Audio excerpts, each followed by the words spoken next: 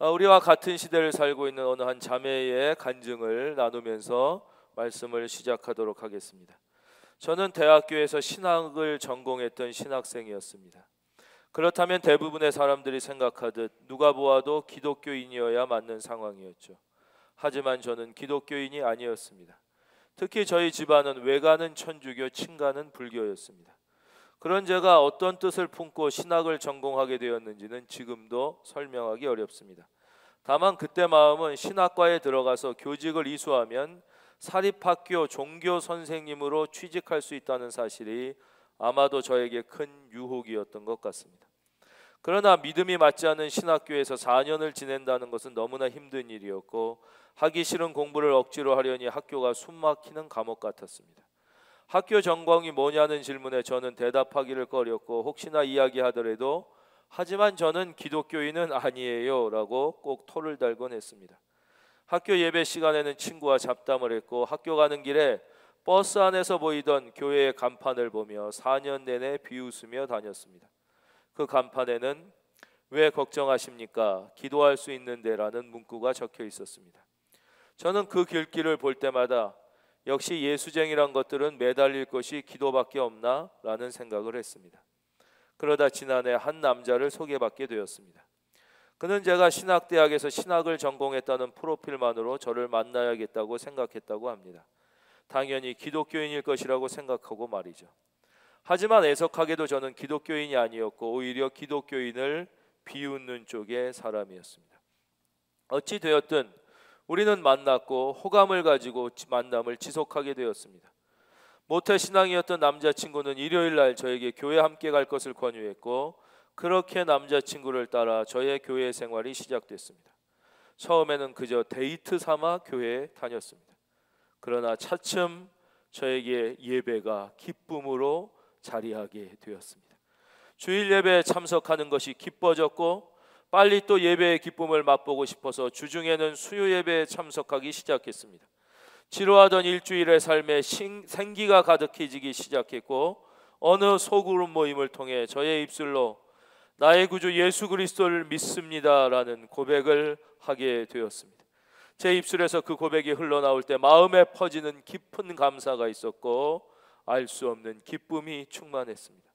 지금도 가끔씩 청년부 형제자매들이 저에게 갑자기 어떻게 믿게 됐어요? 라고 물어봅니다. 그러면 저는 이렇게 대답합니다. 모르겠어요. 하지만 그냥 믿어지기 시작했어요. 오늘 하나님의 말씀을 다시 보겠습니다. 41절 바리새인들이 모였을 때 예수께서 그들에게 물으시되 42절 화면 보겠습니다. 이 42절 말씀은 우리가 한번 같이 읽어주시면 좋겠습니다. 같이요. 시작. 너희는 그리스도에 대하여 어떻게 생각하느냐? 누구의 자손이냐? 대답하되 다윗의 자손이니이다.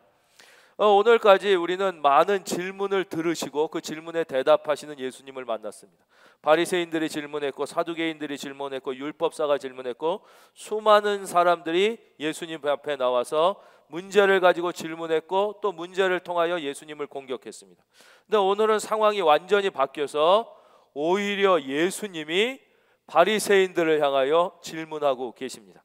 너희는 그리스도에 대하여 어떻게 생각하느냐? 이 질문이 매우 중요한 이유는 이 예수님의 질문 속에 지금까지 했던 모든 질문에 대한 해답이 담겨 있기 때문입니다.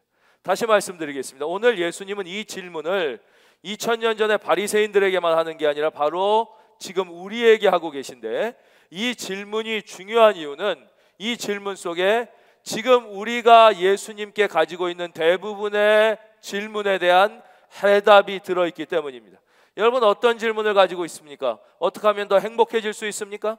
어떻게 하면 자녀를 더 잘 키울 수 있습니까? 어떻게 하면 나의 꿈을 실현할 수 있습니까? 어떻게 하면 보다 나은 삶을 살 수 있습니까? 라는 질문을 혹시 가지고 주님 앞에 나와 있지는 않습니까?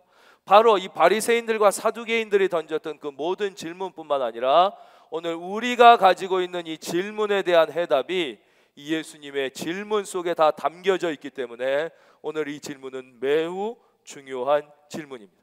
예수님은 이렇게 질문하시죠. 다시 읽겠습니다. 너희는 그리스도에 대하여 어떻게 생각하느냐? 그리스도는 누구입니까? 구원자, 구세주가 그리스도예요.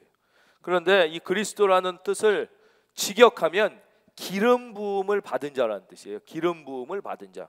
근데 어떻게 이 기름 부음을 받은 자라는 뜻이 우리가 믿는 그 예수 그리스도 할 때 그리스도 구원자, 나의 구세주라는 뜻이 됐냐면, 구약 시대에 기름 부음을 받는 직업은 딱 세 종류의 직업의 사람들이 기름 부음을 받게 돼요. 첫째, 누가 기름 부음을 받냐? 왕이 기름 부음을 받습니다. 왕은 뭐 하는 사람이에요? 백성을 보호하고 지키며 적과 원수와 싸워서 백성을 보호하는 사람을 왕이라고 그러는 거예요. 즉 그리스도 예수님은 어떤 분이시냐? 당신의 백성인 우리를 지키고 보호하시며 영적인 원수인 사탄과 싸워서 우리를 지켜주시는 분, 그게 그리스도란 뜻이에요. 두 번째는 어떤 종류의 직업의 사람들이 기름 부음을 받았냐? 바로 제사장들이 기름 부음을 받았어요. 제사장들은 뭐예요? 백성들을 대표해서 하나님께 제사를 드림으로 백성들의 죄 용서를 하나님께 구해서 속죄의 은혜를 전달하는 사람이 제사장이잖아요. 그렇죠? 제사장 앞에 나와서 우리가 짐승을 바치면 제사장이 대표해서 하나님 앞에 죄를 용서를 빌므로 죄 용서를 받아 속죄의 그 임무를 감당하는 거예요. 즉 예수 그리스도는 어떤 분이나 두 번째 임무, 우리를 지키고 보호하실 뿐만 아니라 우리의 모든 죄를 대신 하나님 앞에 아뢰어 용서함을 받으심으로 우리에게 속죄의 은혜를 주시는 분, 그래서 두 번째 그리스도라는 뜻이 이 구세주가 되는 거예요. 예. 마지막 직업은 뭐냐? 잘 아시는 대로 선지자들이 이 기름 부음을 받아요. 선지자는 하는 일이 뭐예요?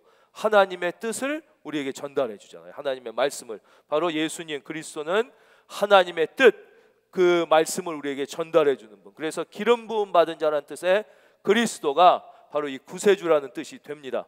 근데 예수님께서 뭐라고 물어보시느냐? 이 바리새인들에게 너희는 이 그리스도 구세주에 대하여 어떻게 생각하느냐? 이렇게 물으셨어요. 이 사람들이 약간 당황하니까 이제 질문을 더 축소하셔서 대답하기 좋게 한 번 더 물어보십니다. 누구의 자손이냐? 그리스도 누구의 자손이냐? 이렇게 물어봤어요. 그랬더니 일말의 주저함도 없이 바리새인들이 답이 딱 나오는 거야. 이게 정답이라는 확신을 갖고 대답하되 다윗의 자손이니이다. 이거는 당시 바리새인뿐만 아니라 거의 대부분의 유대인들이 가지고 있던 그리스도에 대한 의식, 그리스도가 누군가에 대한 생각, 그들의 믿음이었습니다. 그리스도는 누구냐? 다윗의 자손이다. 이게 그들의 생각이었다는 거예요. 여러분들에게 묻겠습니다. 사랑하는 성도님들은 그리스도를 누구라고 생각하십니까? 자, 이제 답을 듣기 전에 계속해서 전진하겠습니다. 그랬더니 예수님께서 그 답을 듣고 맞았다 틀렸다 대답을 안 하시고 이렇게 말씀하시는 거예요. 43절 이르시되 그러면 다윗이 성령에 감동되어 어찌 그리스도를 주라 칭하여 말하되 44절 주께서 내 주께 이르시되 내가 내 원수를 내 발 아래 둘 때까지 내 우편에 앉아 있으라 하셨도다 하였느냐? 다윗이 그리스도를 주라 칭하였은즉 어찌 그의 자손이 되겠느냐? 뭐 알듯하면서 우리말인데도 무슨 말씀인지 잘 모르겠죠? 제가 이제 그래서 설명이 필요합니다. 다윗의 자손입니다. 그리스도 이렇게 대답하니까 예수님이 그렇다면 다윗이 성령에 감동되어 시편 110편 1절에서 이 지금 44절 말씀이 시편 110편 1절 말씀을 예수님이 인용하신 거예요. 시편 110편 1절에는 뭐라고 써 있냐면요. 다윗의 시 여호와께서 내 주에게 말씀하시기를 이렇게 돼 있어요. 자, 44절 보겠습니다. 주께서 내 주께 이르시되, 이 앞에 주께서는 그러니까 하나님이라는 뜻이에요. 그렇죠? 하나님이 내 주 바로 주님 그리스도에게 이르시되, 이렇게 다윗이 시편에서 고백하지 않았느냐? 45절 다윗이 그리스도를 주라 칭하였은즉. 자, 이제 저를 봐주십시오. 여러분도 다 아시죠? 역사적으로 예수님이 먼저 오셨어요? 다윗이 먼저 태어났어요? 다윗이 수천 년 전에 먼저 태어났단 말이에요. 그런데 이 유대인들의 믿음은 예수님 그리스도는 누구냐? 다윗의 자손이에요. 그런데 다윗이 아직도 태어나지도 않은 자기의 자손, 그것도 증손주 고손주 저 아래 자기의 손주번 되는 사람을 갑자기 나의 주님 이렇게 말했다면 그 미친놈 아니냐 이거예요.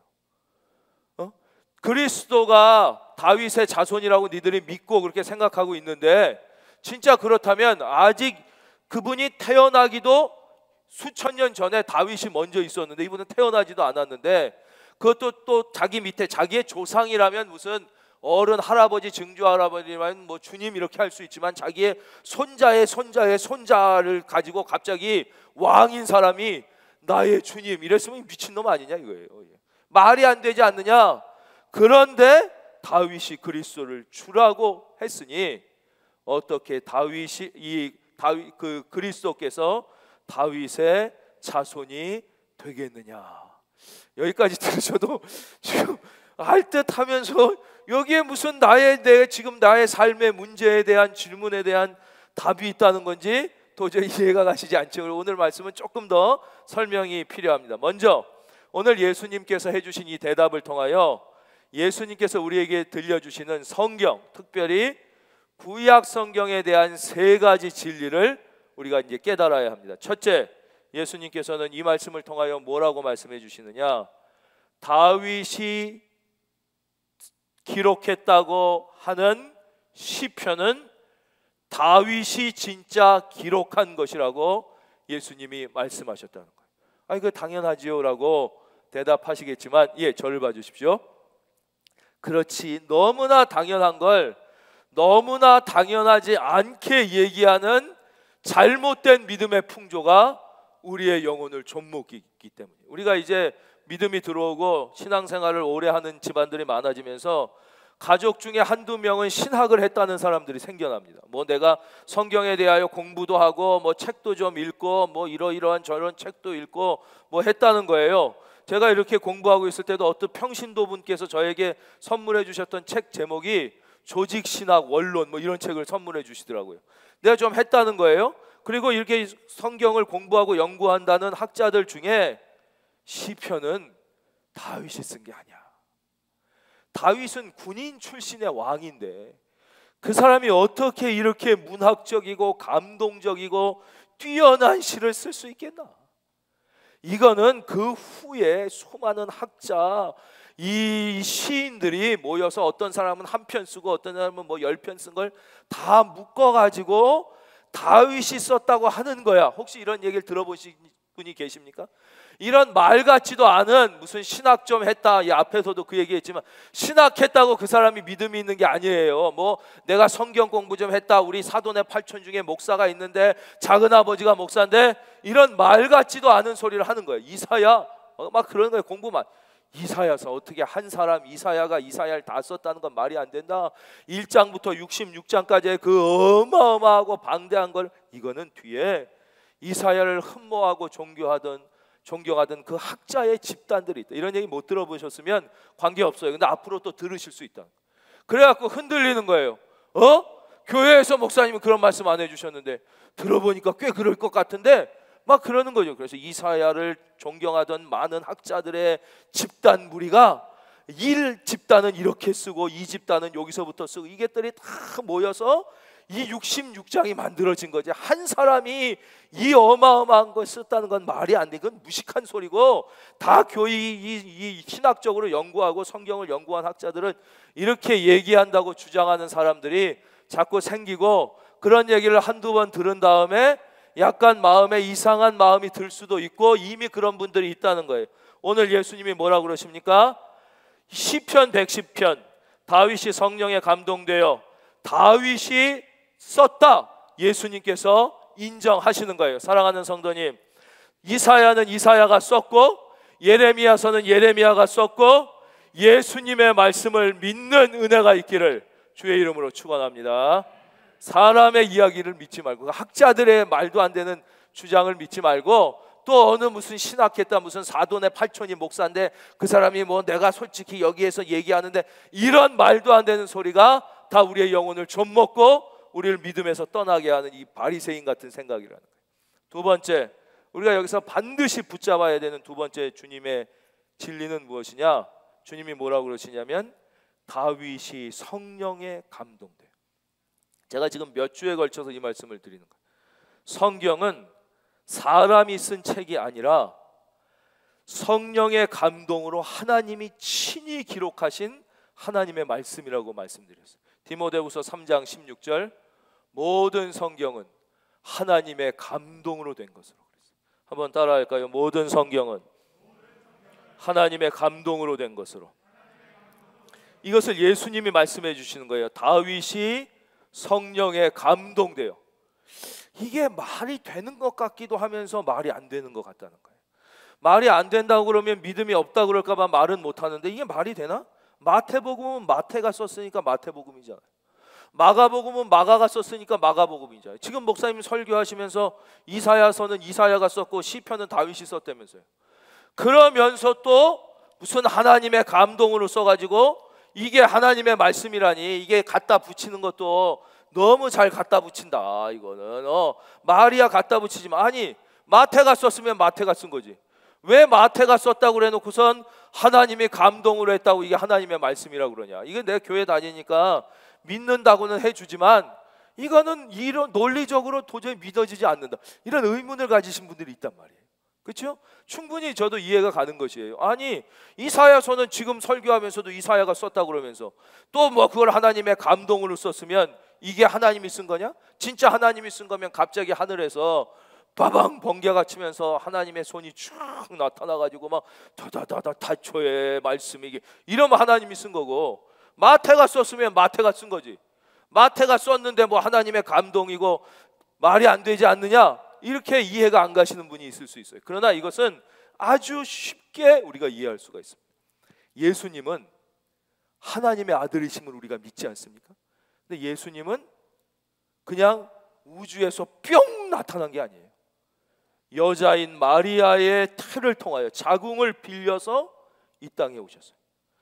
여자인 마리아의 자궁을 빌려서 이 땅에 오셨지만 그것은 사람의 힘으로 잉태된 게 아니라 성령의 역사로 잉태되어 이 땅에 오셨기 때문에 예수님은 비록 여인의 몸을 빌려서 오셨지만 예수님은 완전한 하나님이심을 믿으시면 아멘, 우리가 믿는 것이. 그래서 예수님은 완전한 인간이셔요.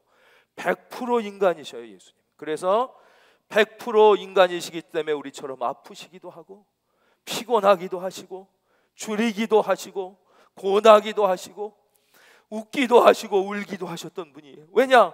여자의 몸을 빌어 오셨기 때문에. 그러나 동시에 예수님은 성령으로 잉태되신 분이기에 100% 하나님이시다.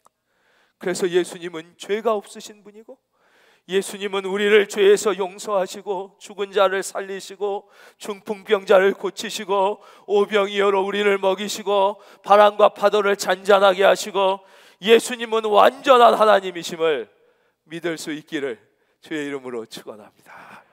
마찬가지인 거예요. 우리가 성경은 사람의 손을 빌려서 하나님이 기록하신 것은 맞아요. 마태복음은 마태의 손을 빌었고 시편은 다윗의 손을 빌렸지만 그럼에도 불구하고 이것은 하나님의 감동으로 된 것이기 때문에 예수님께서 마리아의 몸을 빌려서 태어났다고 해서 예수님이 그저 인간이 아닌 것처럼 성경은 인간의 손에 의해 쓰여진 기록이나 100% 완전한 살아계신 하나님의 말씀임을 믿으시기를 주의 이름으로 축원합니다.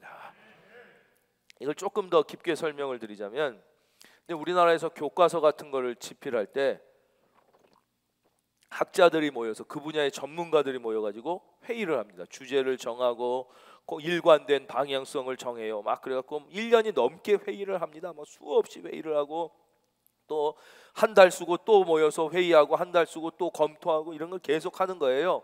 당신은 고대사를 쓰십시오. 나는 뭐 신라사, 나는 고려사, 조선사, 뭐 근대사, 그러면서 쭉 써도요, 나중에 교과서가 나오면요 통일성이 없는 부분이 나와요. 그렇게 전문가들이 모여서 1년 넘게 의논하고 쓰다가 모여서 다시 검토하고 감수해도 이게 이상한 부분이 나오고 통일성이 없는 부분이 나오고 해석이 달라. 이 사람은 이거를 역사적으로 좋은 사건이라고 해석하고 이 사람은 나쁜 사건이라고 해서 다 달라져요. 근데 성경은 무려 몇 명이 썼냐? 인간은 40명이 넘는 사람들이 성경의 기록자입니다. 그것도 쓰여진 기간이 1, 2년이 아니라 1500년에 걸쳐서 써집니다. 쓴 사람의 직업들이 다 달라요. 어떤 사람은 왕이고요, 어떤 사람은 어부고요, 어떤 사람은 농부고요, 어떤 사람은 양치기고요, 어떤 사람은 장사꾼이고요, 어떤 사람은 제사장이에요. 지금 직업이 다른 저처럼 옛날 사람인데 신분이 다 달라. 왕족도 있고 귀족도 있고 천민도 있고 상놈도, 신분도 다 다른 사람들이 40여 명이 1500년에 걸쳐 단 한 번도 성경을 이렇게 쓰자, 어떤 주제를 갖고 쓰자, 어떤 방향성을 갖고 단 한 번도 논의조차 하지 않고 각자 자기의 삶의 자리에서 왕이 쓰고 어부가 쓰고 장사꾼이 쓰고 천민이 쓰고 귀족이 쓰고 왕족이 썼는데, 창세기 1장 1절부터 요한계시록 마지막 장 마지막 절까지 하나의 주제를 가지고 완전하게 이루어졌다는 것은 성경이 사람이 썼으면 할렐루야 도저히 이렇게 쓰여질 수가 없다는 것입니다. 그래서 성경은 결코 어떤 무슨 논어나 어떤 불경이나 중용처럼 탁월한 지식과 지혜를 가진 어떤 사람들이 쓴 인간의 책이 아니라, 그래서 성경은 전에도 말씀드렸지만 검증이 필요 없는 거예요. 성경 자체가 스스로를 증거하시는 유일한 책인 것이. 그래서 성경은 바로 왜 사람의 손으로 썼다 그러면서 또 이거를 하나님의 말씀과 하나님이 직접 썼다고 하느냐, 바로 그 말씀을 드리는 것입니다. 주님이 바로 다윗이 성령의 감동으로, 다윗의 손을 빌어 썼지만 성경은 성령의 감동으로 쓰셨다. 마지막 바로 주님의 이 말씀을 통해서 우리가 배울 수 있는 게, 성경은 구약, 신약뿐만 아니라 구약 전체도 다 그리스도를 증거하고 있는 책이라. 우리가 구약을 읽을 때 특별히 많은 사람들이 이 구약에서 예수 그리스도를 발견하지를 못합니다. 그 예수님을 발견하기를 거부하다 보니까 구약 속에서 하나님의 권능을 체험하지 못해요. 역사하시는 살아계신 하나님의 손길을, 그 감격을 경험하지 못하는 게, 구약은 그냥 이스라엘 역사 혹은 위대한 신앙의 사람들의 이야기, 뭐 아브라함 얘기 있고 뭐 다윗 얘기 있고 사무엘 뭐 이런 얘기가 이스라엘 역사가 이렇게 쭉 기록된 거라고 생각할 수 있지만 그렇지 않다는 거예요. 성경은 창세기에서부터 예수님이 예언됩니다. 창세기 3장 15절부터 예수님이 오실 것을 예언하고요. 이사야서 7장에 보면 예수님께서 동정녀 마리아를 통하여 낳을 것을 분명하게 예언하고 계신 거죠. 그러니까 구약은 전체, 오늘 뭐라고 그러시는 거예요? 45절, 다윗이 그리스도를 주라 칭하였습니다. 바로 이 시편에서부터도 그리스도가 증거되고 있다고 주님이 말씀하시는 거예요. 우리가 이 성경을 읽을 때 특별히 구약은 이제 예수 믿고 내가 성경이 하나님의 말씀이라고 그래서 한번 읽어보겠다고 쭉 좀 읽었더니 창세기 5장 가니까 죽고 뭐 무드셀라는 몇 살 살고 죽고 살고 죽고 계속 나온, 살려고 예수 믿었는데 죽는다는 얘기만 나. 이 기분 나빠. 그리고 신약을 딱 폈다는 거 아니에요. 마태복음 1장을 딱 폈더니 낳고 계속 아브라함은 이삭을 낳고 에이 뭐 이런 게 하나님 말씀이야 그래 덧붙하는데, 이런 속에도 어마어마한 하나님의 말씀의 신비가 있는 거예요. 창세기에 죽고는 뭐예요? 죄로 말미암아 죄 속에 있는 모든 인간은 계속하여 죽을 수밖에 없는 존재임을 우리에게 증거해 주시는 거예요. 그랬다가 신약에 오면서 낳고는, 그러나 예수 그리스도로 말미암아 새 생명을 얻은 자들은 낳고 그 믿음의 생명이 영원토록 이어진다는, 할렐루야. 그래서 이 말씀, 이 예수님께서 이 세 가지를 오늘 우리에게 말씀해 주고 계세요. 이건 보너스고, 이제 다시 이 본문으로 돌아가서 모든 질문에 대한 해답을 찾겠습니다. 42절, 너희는 그리스도에 대하여 어떻게 생각하느냐, 누구의 자손이냐라는 질문에 바리새인들이 어떻게 대답했다고 말씀드렸어요? 대답하되 다윗의 자손이니이다, 이렇게 대답했다는 거예요. 이것이 그 당시 바리새인뿐만 아니라 대부분의 유대인들이 그리스도에 대하여 갖고 있던 믿음이며 잘못된 믿음이며 인식이라는 것이. 자, 그렇다면 오늘날 이 바리새인 같이 주님 앞에 끊임없이 질문을 가지고 삶의 문제를 가지고 다가오지만 그 질문과 삶의 문제에 대한 해답을 얻지 못하는 현대의 바리새인들은 누구냐? 바로 여기에 답이 있다는 거예요. 바로 예수님을 육적으로 믿는 사람. 우리는 2000년 전에 고집이 세고 회칠한 무덤 같고 예수님에게 혼났던 이 사람들이 바리새인과 사두개인들이라고 생각하지만 예수님은 오늘 아니라고. 누가 이 시대의 바리새인과 사두개인이냐? 바로 너라는 거예요. 오늘 예수님을 믿는다고 하면서도 이 사람들이 다 자기들이 하나님 잘 믿는다는 사람이었어요. 그렇지만 예수님을 눈으로 보면서도 예수님을 제대로 못 믿었어요. 우리가 오늘 예수님을 믿는다고 하고 하나님을 믿는다고 하고 예배에 나오면서도 왜 예수님을 진짜 만나지 못하고 그 예수님을 못 믿느냐? 바로 예수님을, 그리스도를 다윗의 자손, 육적으로, 영적으로 보지 못하고 육적으로 보는 사람. 예수님을 육적으로 본다는 첫째는 뭐예요? 자기의 이성과 상식과 합리의 수준에서 예수님을 믿는 것. 부활? 그래, 부활? 죽은 사람이 어떻게 살아나냐? 부활, 이것은 결국 희망은 죽지 않는다는 것을 상징적으로 표현한 것이지, 정의는 죽지 않는다는 것을 그 상징적으로 표현한 것이지, 어떻게 죽은 사람이 부활할 수 있느냐? 이게 바로 예수님을 육적으로 믿는다. 자기가 이 바리새인처럼 모태신앙이고 10년 20년이 아니라 평생 교회를 다녔어도 아직도 자기의 이 이성과 합리의 수준에서 벗어나지 못하는 네가 바로 바리새인이라. 다른 사람이 바리새인이 아니라. 두 번째, 그렇기 때문에 우리는 삶의 문제에 대한 대답을 여기서 찾아야 돼요. 어디에서 답이 나오냐? 너희는 그리스도에 대하여 어떻게 생각하느냐. 이 바리새인들과 사두개인, 이 사람들이 예수님 앞에 가서 계속 문제를 가지고 나왔어요. 질문을 했어요. 그 질문은 다 어떤 질문이에요? 세상적인 질문, 세속의 질문, 다 육의 질문이에요. 성경은 이렇게 말씀하세요. 살리는 것은 영이니 육은 무익하니라 그러셨다는 거예요. 근데 보세요, 예수님의 대답은 뭐였어요? 회개하라, 천국이 가까이 왔느니라. 예수님은 대답을 이 세상의 것, 육체적인 것, 육의 문제를 물었는데 취업의 문제를 물었단 말이에요. 우리는 취업 잘 되기를 원했어요. 사랑하는 성도님, 특별히 이 중에 젊은 분이 있습니까? 여러분, 취업을 위하여 여러분의 영혼을 팔지 말기를 바랍니다. 우리는 예수 믿고 주님을 위하여 생명을 드리진 않으면서 취업을 위하여 영혼을 팔고 있지는 않습니다. 여러분, 돈을 벌기 위하여 여러분의 인생을, 예수를 팔고 있지는 않습니까? 우리가 바로 바리새인이라는 거예요. 네가 지금 바리새인이라는 거예요. 이 성경 2000년 전 이 사람들이 왜 이 사람들이 주님 앞에 나와 주님을 보면서도 주님을 못 믿고 은혜를, 하나님의 영광을 체험하지 못했느냐? 우리가 예수 믿는다고 하면서 주님 앞에 나와서 우리가 계속 육적인 문제를 물으면서 육적인 해답만 기대하고 있는데 예수님은 영적인 것, 하늘나라에 대한 것, 천국에 대한 것을 계속하여 대답해 주시는 것입니다. 자, 이제 우리에게 다시 적용하겠습니다. 여러분, 주님 앞에 기도했는데 응답받지 못했습니까? 여러분, 삶의 문제와 고민을 가지고 있는데 하나님 앞에 해결되지 않았습니까? 예수님이 침묵하십니까? 아니라는 거예요.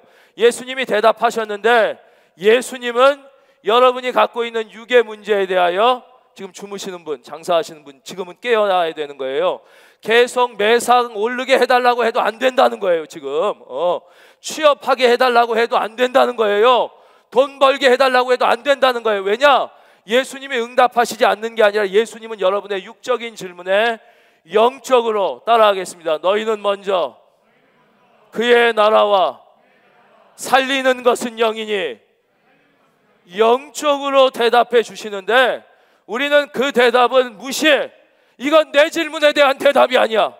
내 질문은 내 자식 새끼가 좋은 대학 가거나 좋은 회사 취직하고 건강하고 매상이 오르고 직장에서 올라가고 내 몸이 건강해져서 사는 건데 왜 예수님은 내 문제에 대하여 해답을 주시지 않느냐고 자꾸 묻는데, 예수님의 대답은 영적인 것, 내 영혼이 잘됨 같이. 할렐루야.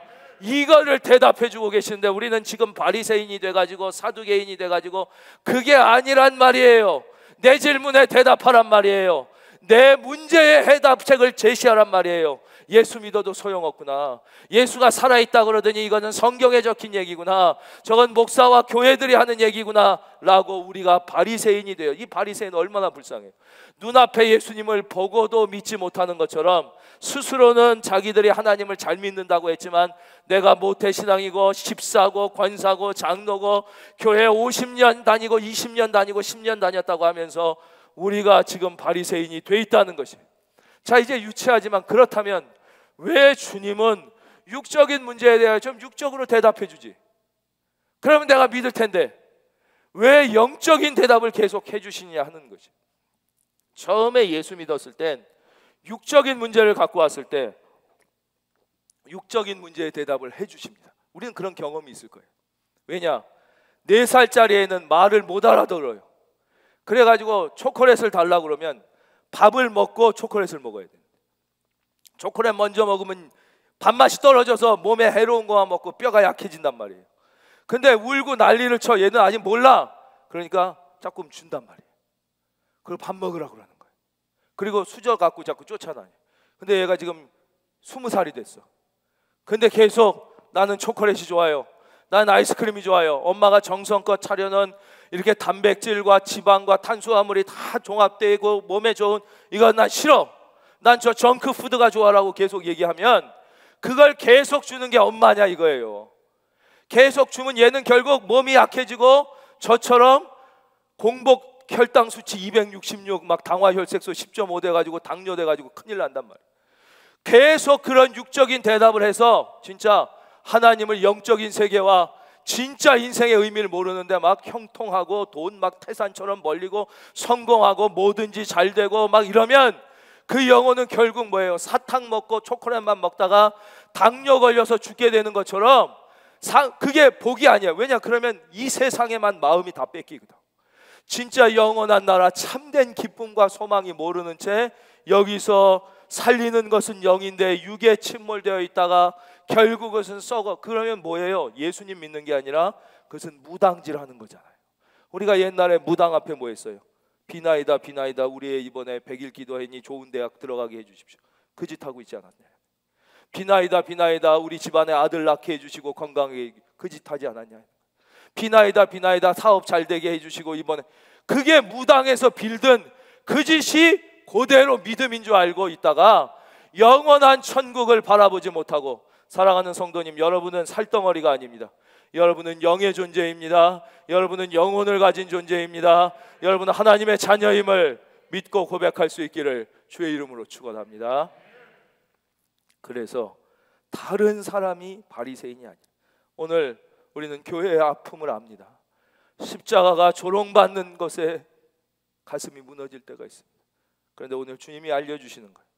오늘 교회의 아픔은 오늘 십자가가 조롱받는 이 지경이 된 것은 예수를 모르고 안 믿는 세상 사람들 때문이 아니라 예수를 믿는다고 하면서 이 육적인 수준에 머물러 오늘의 바리새인이 되어 있는 너 때문이다.